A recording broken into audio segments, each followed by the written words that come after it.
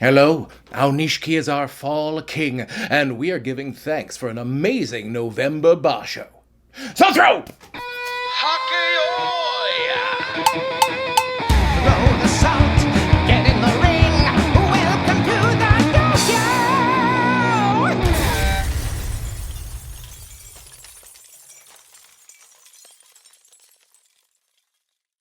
Hello and welcome to the Dohyo here on Mr. JWags channel. Yes, we are back recapping a stunningly interesting November Basho. But as always, we must pause and give thanks to our patrons. Thank you so much. This has been our first year of the Patreon, and we've been having so much fun over there. So if you have the means and the inclination this holiday season, please check out the Patreon. We have our very own members-only Hagakioi that will be coming up this holiday season that you're not going to want to miss. And remember, the more support we get, the more episodes of the Dohyo there will be. So once again, thank you to all our patrons. So, of course, the huge news out of the November Basho is Sekiwake Aonishiki wins his first Yusho with a 12-3 playoff victory over Yokozuna Hoshoryu. He won his third Gino Show Technique Prize and his first Shukun Show Outstanding Performance Prize. Now, those are the last special prizes he's going to win for a while because you are no longer eligible for special prizes when you are promoted to Ozeki. Yeah, they had said pre-Basho that Aonishiki's Ozeki run had just started in September. Well, guess not.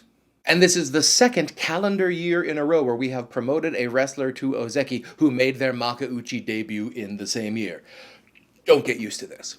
Now, personally, I was expecting Aonishiki's first Yusho and the Ozeki promotion in the first half of 2026, but I'm certainly not mad that he's here early. Heck, drop it. JWags was wrong. Yep, I was wrong about the timing, but I think we all knew that a healthy Aonishiki was going to get to Ozeki sooner or later, most likely sooner.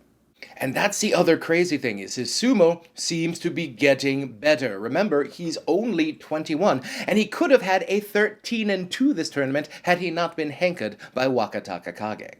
But perhaps most impressive, Aonishiki defeated Yokozuna Hoshoryu twice in this tournament after beating him twice previously, meaning Aonishiki is currently 4-0 against Yokozuna Hoshoryu. And yeah, well, Hoshoryu ends up losing his second consecutive Yusho playoff. Not the best, but he is healthy and he is wrestling very well. And yes, I'd love for him to win his first Yusho at Yokozuna, and I'm pretty sure it's going to happen next year. Take your time, Hoshoryu. You've already got two. You've got a bunch of time ahead of you. I'm just going to focus on the positive here. Healthy Hoshoryu. We cannot say that, unfortunately, about Yokozuna Onosato, who went Kyujo on day 15 with a separated left shoulder. I know, this is very bad news. He will not be participating in the winter tour, and the medical report I read said he should be fully functional within 6 to 8 weeks, but unfortunately, the January Basho starts like 7 weeks after that announcement was made. But as we all, and especially Onosato's Oyokata, the former Kisanosato, know, Yokozuna get to go Kyujo to rest up. So, hopefully this means if he is not fully ready for January, he'll be taking January off and coming back very strong in the spring. And looking at the rest of the Sanyaku, Ozeki, no longer sole Ozeki, but Ozeki Kotozakura gets another 8-7, once again avoiding Kataban. I was worried about Kotozakura's first week. He started like 2-5, but then he finished up 6-2, losing only to Hoshoryu and Aonishiki. So yes, for the yearly recap on Kotozakura, he got 8-7 in 4 out of the 6 tournaments. Now looking at the rest of the Sanyaku, I think Takayasu and Oho are just gonna flip spots. So Oho's gonna drop down 1 with his 7-8, and Takayasu's gonna go up 1 with an 8-7, which means we are going to need 2 more Sanyaku members, because Takanosho got a 5-10, so he will be going down to the Maegashira ranks, and Aonishiki is getting promoted up from Sekiwake. So where are these 2 other wrestlers coming from? Well, for the answer to that, I take you to Uncle Sumo's Attaboys.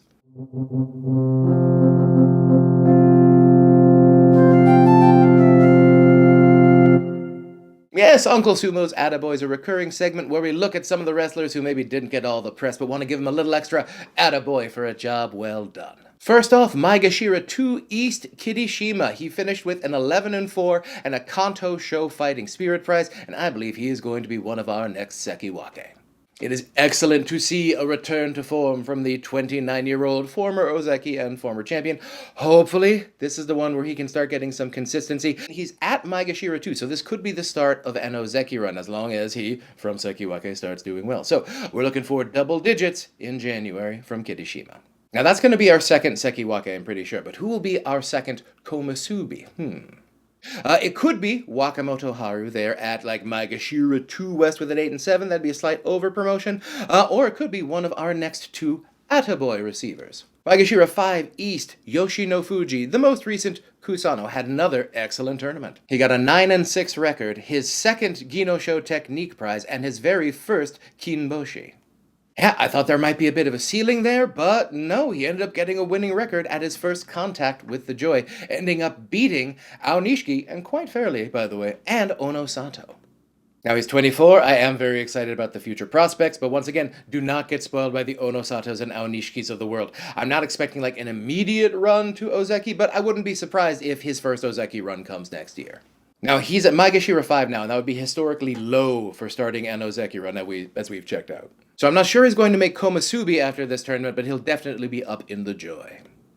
Or the other possible Komusubi could be Maegashira 8 East Ichi Yamamoto. He finished with an 11 and 4 and his second Kanto Show Fighting Spirit Prize. Now a jump from Maegashira 8 with an 11 and 4, that would be a bit of a jump. And normally I wouldn't look at this as a possible jump to Komusubi, especially when we had two other wrestlers who are a little bit closer. But 11 and 4 is the best record of the three. And if you look at who he defeated on the last few days of the tournament, he defeated Yoshino-Fuji and Wakamoto Haru. So if head-to-head has anything to do with it, we might see Ichi Yamamoto at Komusubi in January.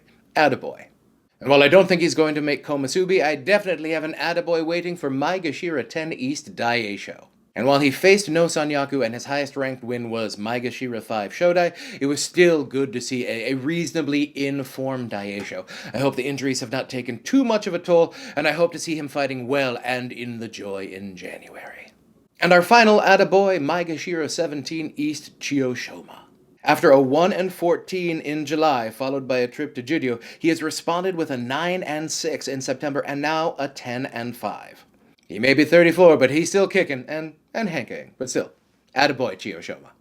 Next up is our recurring segment, Worried, where we look at a few wrestlers who perhaps did not have the best of tournaments, and we discuss whether or not we are worried about their future careers. First up, Yokozuna Onosato, and yes, I am worried, perhaps a little bit more than I should be, but I am worried. Now I know all the injury reports have been pretty optimistic, saying he's going to regain full function after a couple of months, but it's still like, it's a shoulder injury, and you never want to mess with the large joints when we're talking about sumo wrestling. Perhaps I'm just most worried about the fact that he went Kyujo on day 15 in a tournament he was contending in. It's like, just wrapping your mind around how tough you have to be to make it through the sumo lifestyle just to get to Jonokuchi or Jonedan. But to be a Yokozuna entering day 15 with a chance to win and to not even show up, how hurt is that? So yeah, a little worried. I'm also worried about Maegashira 1 East Hakuoho. He got his first Make Koshi since May of 2024, so he's been having a good run, but still keeps accumulating these upper body injuries. This looks to be an aggravation of a previous bicep injury, and Hakuoho, like Onosato, will not be taking part in the winter tour because of injury. Yes, he's only 22, but I honestly can't remember the last tournament Hakuoho got through 15 days without adding at least one rap. And I am not worried about Sekiwake Oho. Now we talk about Oho a lot, and that's partially because he's been in Makuuchi Sumo for 4 years at this point, and he's only 25. But I do have a lot of belief that Oho is going to burst through this current ceiling, which seems to be him wanting to get a 7 and 8 in the Sanyaku and Joy, which isn't ideal, but it's still holding your own in the Sanyaku. He started this year so strong with a 12 and 3 playoff loss to Hoshoryu, and then it feels like a lot of 7 and 8s. Unlike a good tournament last time, but a lot of 7 and 8s. But still, that's still holding serve in the top 10 sumo wrestlers. Now, he hasn't been ranked below the Joy since July of 2024. The climb seems to be steady, and honestly, he doesn't have that many more ranks left to go. So at the moment, not worried about Oho. Now let's see who's taken that midnight train to Juryo.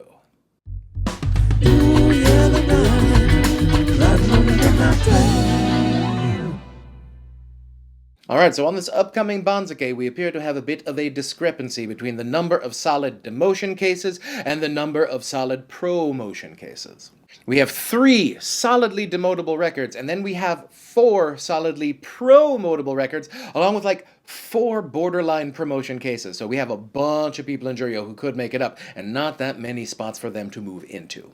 And keep in mind, with Aonishiki's promotion, we are going to be gaining 1 Sanyaku spot and losing Maegashira 18 East. So it makes sense that our first person down would be Meisei, Maegashira 18 East, who only got 1 win after returning from Kyujo. Yeah, like, I'm glad you returned, but only 1 win going deep into Juryo. I don't think he's going to jump all the way through Juryo to Makuuchi, though. And then we have Maegashira 15 West Shonen no Umi and Maegashira 16 West Sada no Umi with 3 and 4 wins respectively, both of those solid demotion cases. And then we look at Maegashira 16 East, Osho Umi with a 7 and 8. Now because we're getting rid of the Maegashira 18 rank, a demotion of rank could conceivably construed as Juryo 1, but it's going to be fairly borderline. So the first 3 were definitely solid demotions. Osho Umi, very borderline. And condolences to fans of Meisei and Sada no Umi as they are heading to Juryo, and I'm not sure if they are ever coming back. So, 3 definite demotions, 1 borderline, versus 4 definite promotable records and 4 borderline. There are going to be some under-promotions in Juryo. The first promotable record, former Ozeki and champion, Juryo 4 West Asanoyama with 12 wins, then Juryo 2 West Asahakadu with 10, Juryo 5 East Hatsuyama with 11 wins, and Juryo 2 East Koto Eiho with a 9 and 6. All of those solid promotion cases, but wait, there's more. If you look at Juryo 3 West Daiseizan with 9 wins, and Juryo 1 West Fuji Seiyun with 8 wins, both of those, could be borderline promotion cases. But wait! If we look at Juryo 4 East Kageyaki and Juryo 13 West Fuji Ryoga, who ended up winning the Juryo Yusho with a 13 and 2 in his Juryo debut, so attaboy. Now obviously the borderline cases in Juryo not going to make it, but what about those 4 solid promotion cases? Is that borderline in Makuuchi going to be okay, or is that promotion case from Juryo going to knock it out? Well, now some of you noticed on day 15 we had 2 Juryo wrestlers visiting Makuuchi, which is weird. We had an even number of Makuuchi wrestlers, so why have 2 Juryo wrestlers in separate Makuuchi matches? My guess is that those 2 matches were exchange matches, and the winner of that match would be in Makuuchi in January. So if you look at the day 15 Torikumi, we see that Koto Eiho lost on the last day to a 7-7 Asakoryu, and Osho Umi beat Fuji Seiyun. So, because Osho Umi won and Koto Eiho lost on the final day, I'm guessing Osho Umi is going to be safe, and we're going to see a 3-3 demotion promotion picture. Sorry, Koto Eiho.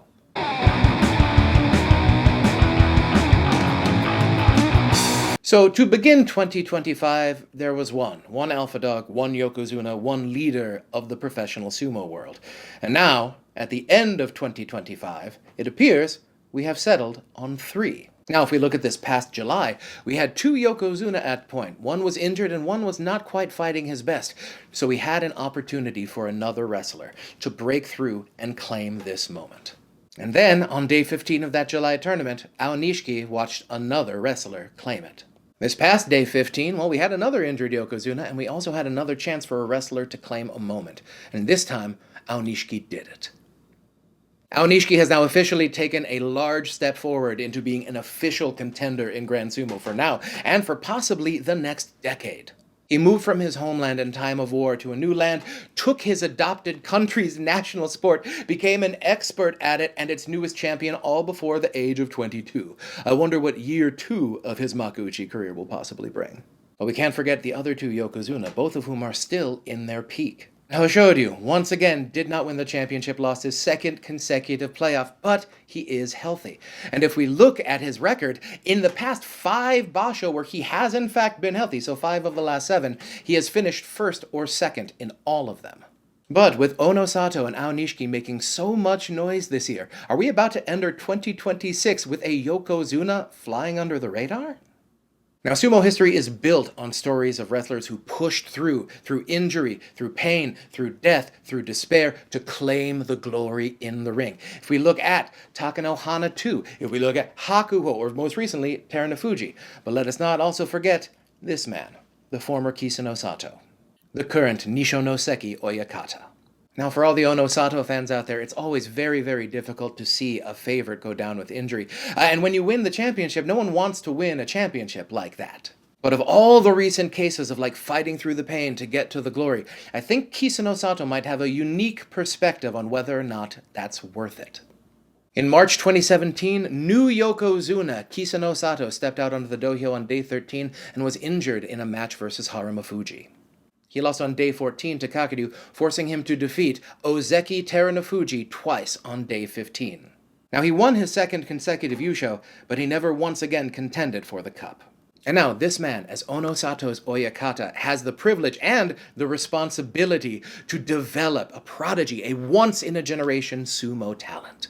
Now, how much has his history affected his current decision-making? And part of it could be Onosato's already won his 5th championship. What's the functional difference in his legacy between winning 5 and 6, as opposed to taking a couple tournaments off now to rest, and then possibly winning dozens in the future? And maybe, just maybe, sumo has started to see the long game. I mean, those of you who've been watching the channel know I have been advocating for more rest and better fighters' rights for years and years, so we can't really be mad when they end up taking time off to work on their health. Just think of how we all reacted when Kotozakura went Kyujo going down the stretch in September. I mean, I wasn't that psyched about it either. I mean, Onosato's withdrawal was disappointing for everyone, especially Onosato. But I am encouraged to see that the trend line seems to be moving towards doing the harder thing, which ironically seems to be resting. And here I thought sumo might be getting a little bit predictable in the near future. Whew.